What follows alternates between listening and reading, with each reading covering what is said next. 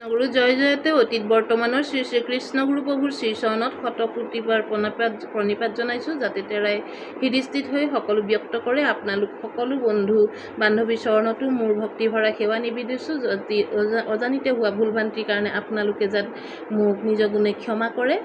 আৰু মই ভাগৱতৰ যি ঋষি প্ৰশ্ন ইতিমধ্যে শেষ হৈছে আৰু এতিয়া ব্যাস নাৰদ সংবাদ আহি পাইছোঁ, গতিকে কেইশাৰীমান পাঠ কৰিছোঁ। জয় কৃষ্ণ গুৰু। শুনিও ঋষি হব যেন কথা ভৈলা, সত্য ত্ৰেতা অন্তে দ্বাপৰ যুগ হইলা।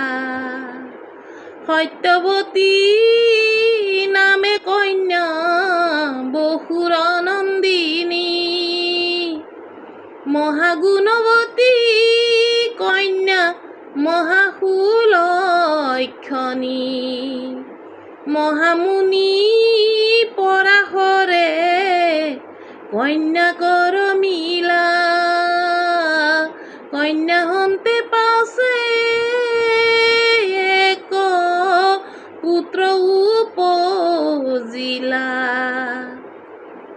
পৰাশৰ পুত্ৰ সত্যৱতী হন্তে জাত, ব্যাস নামে ভৈলা তেওঁ জগতে প্ৰখ্যাত। একদিনা পাছে ব্যাস মুনি মহাসন্ত, বদৰিকাশ্ৰমে বহি ব্ৰহ্ম আৰাধন্ত। ভাবিলে মনে মনে হাই হাই হাই,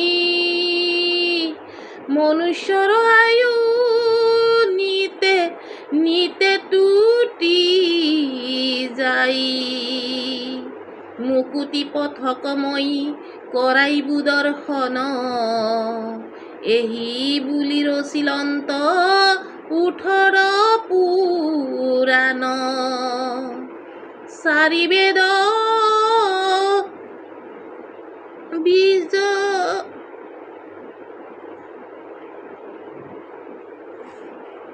4 বেদ ৰচিলা ভাৰত, নানা পথ দৰ্শাইলা 14 শাস্ত্ৰত। ইসব কৰিয়া নোহে মুকুতিৰ পাত্ৰ, দেখি মহামুনি ব্যাস ভৈলা সচকিত। ইসব কৰিয়া নোহে মুকুতিৰ পাত্ৰ, দেখি মহামুনি ব্যাস ভৈলা সচকিত। জয় কৃষ্ণৰু। শুনিও ঋষি হব যেন কথা ভৈলা, সত্য ত্ৰেতা অন্তে দ্বাপৰ যুগ ভৈলা। সত্যৱতী নামে কন্যা বসুৰ নন্দিনী, মহাগুণৱতী কন্যা মহাসুলক্ষণী। কি কৈছে যে হে ঋষিসকল শুনা, কি হৈছিল সেই কাহিনীখিনি কৈ আছে। ভাগৱতে কি কৈছে সেইখিনি গুৰুৱে ঋষিসকলৰ আগত কৈ আছে। সত্য ত্ৰেতা আৰু তাৰপিছত দ্বাপৰ যুগ হ'ল, আৰু সত্যৱতী নামে বসুৰ যি নন্দিনী কন্যা আছিলে, সেই গুণৱতী কন্যা বহুত মহাসুলক্ষণী আছিলে।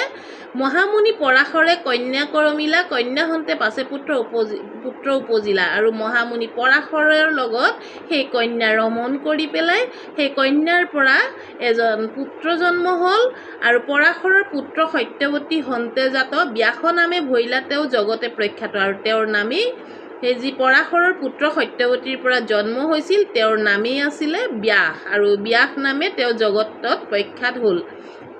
একদিনা পাছে ব্যাস মুনি মহাসন্ত, বদৰিকাশ্ৰমে বহি ব্ৰহ্ম আৰাধন্ত। আৰু এদিনাখন ব্যাস মুনি মহাসন্তই বদৰিকাশ্ৰমত ব্ৰহ্মক আৰাধনা কৰি থাকোঁতে মনে মনে ভাবিলে মনে মনে হাই হাই হাই, মনুষ্যৰ আয়ু নিতে নিতে টুটি যায়। যে ভাবিলে যে মানুহৰ হাই মানুহৰ নিতে নিতে মানুহৰ আয়ু টুটি গৈছে, গতিকে মুকুতিৰ পথ বিচাৰি অলপ দৰ্শন মুকুতি পথকময় কৰাইবো দৰ্শন এহি বুলি কৰিলন্ত 18 পুৰাণ। মানে কৈছে যে এই মানুহৰ মুক্তিৰ কাৰণে মুক্তিৰ মই দেখুৱাম, আৰু তাৰ কাৰণে তেওঁ কি কৰিলে এহি বুলি ৰচিলন্ত 18 পুৰাণ। সেই 18 পুৰাণ লিখিলে। 4 বেদ বিৰচিলা ৰচিলা ভাৰত, নানা পথ দৰ্শাইলা 14 শাস্ত্ৰত। 14 শাস্ত্ৰ 18 পুৰাণ আৰু 4 বেদত মানে ব্যাসে বহুত কিবা কিবি মানৱৰ কাৰণে তেওঁ লিখি দিলে। তাৰপিছতো তেওঁ ভাবিছে যে ই হ'ব কৰিয়ানোহে মুকুতিৰ পাত্ৰ, আৰু এই সকলোখিনি কৰিও কিন্তু মুকুতিৰ পাত্ৰ হোৱা নাই দেখি মহামুনি ব্যাস ভৈলা সচকিত। আৰু তেতিয়া দেখিছে যে মই 14 শাস্ত্ৰ 18 পুৰাণ 4 বেদ লিখিলোঁ, তথাপিতো দেখোন এইখিনিৰ পৰা মানুহৰ মুক্তিটো পোৱা নাই। গতিকে তেওঁ আচৰিত হৈ গ'ল যে কি কথা এইটো, আৰু কিহৰ কাৰণে এনেকুৱা হৈছে। মই যে ইমান মানুহৰ মুক্তিৰ কাৰণে ভাল ৰাস্তা বুলি মই যিখিনি কৰিলোঁ, এতিয়ালৈকে দেখোন একো মুকুতিৰ পাত্ৰ কোনো হোৱা নাই, কিয় হোৱা নাই এই বুলি বেদব্যাস মহামুনি বেদব্যাসে চিন্তা কৰিবলৈ লাগিলে। গতিকে ইয়াৰ পিছত আপোনালোকৰ লগত আমি পামগৈ যে মহামুনি বেদব্যাস কৃষ্ণদ্বৈপায়ন মহামুনি বেদব্যাসে কি ধৰণেৰে 14 শাস্ত্ৰ 18 পুৰাণ 4 বেদ লিখাৰ পিছতো মানুহৰ মুক্তিটো যেতিয়া দিব পৰা নাই, তেওঁ কি ধৰণেৰে মুক্তিৰ পথ ভাগৱত দিলে আৰু কেনেকৈ দিলে এই গোটেইখিনি ইয়াৰ পিছত পামগৈ। গতিকে আমি এই শাস্ত্ৰসমূহত আমি প্ৰত্যেকজন মানুহে আমি কিন্তু শাস্ত্ৰ পঢ়িয়েই ঈশ্বৰ আছে বিশ্বাস কৰোঁ, নহয়নে? সেই লিখিত আকাৰত পূৰ্বপুৰুষৰ পৰা বহুত দিন আগৰ পৰা সাঁচিপাতত লিখা কাগজৰ পৰা এতিয়াতো বহুত আপগ্ৰেড হৈছে। তেতিয়া গছৰ বাকলিত লিখি লিখি সাঁচি থৈছিল। সেই লিখিত বস্তু কেতিয়াও মিছা নহয়। গতিকে আমি প্ৰত্যেকজন শাস্ত্ৰ অধ্যয়ন কৰিব লাগে। শাস্ত্ৰ অধ্যয়ন কৰিব লাগে এইটো কাৰণেই যাতে আমি নিজৰ যিখিনি অলপ জ্ঞান আছে সেই জ্ঞানখিনি যাতে আমি প্ৰসাৰ ঘটাব পাৰোঁ। মানে আমাৰ এই জ্ঞানখিনিৰে যিখিনি আমি পৰা নাই সেইখিনি আমি এজন পূৰ্ণ মানৱ হিচাপে এই সংসাৰত বৰ্তি থাকিবৰ কাৰণে আমি সেই গ্ৰন্থসমূহৰ আলম ল'ব লাগিব।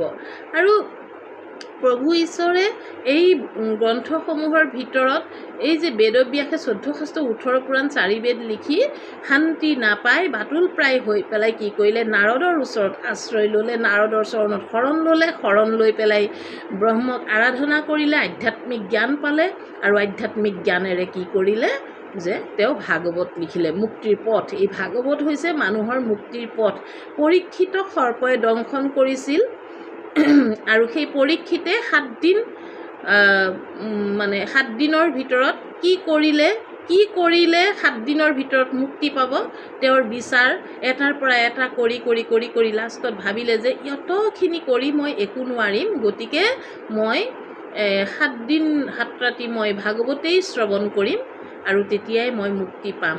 গতিকে সেয়া তেওঁ ভাগৱত মানে শুনিবলৈ বহিলে, আৰু ব্ৰহ্মৰ লগত ভাগৱত শুনি যদিও মানে তক্ষকে দংশন কৰিলে, তথাপিতো কিন্তু তেওঁ গমকে নাপালে। মানে যদি আমি এক ঈশ্বৰক ধ্যান